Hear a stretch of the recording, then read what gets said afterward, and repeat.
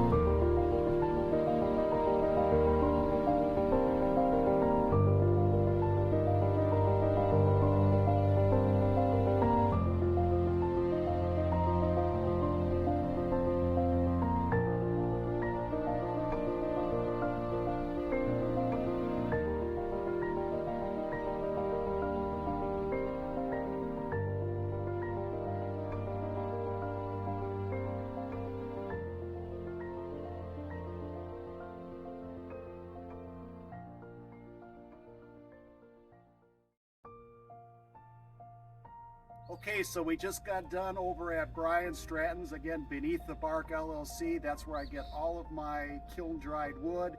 He does all that flattening that you just saw, so I highly recommend if you're in the Wisconsin Rapids area to look him up. I'm standing right now by a huge pile. This is how he ages his wood to get the spalting and the multicolors that you see a lot of his stuff. So I hope that this helped you. We're getting ready to head home right now. As always, please subscribe. If you've got any questions, put them in the comments below. And thank you for watching.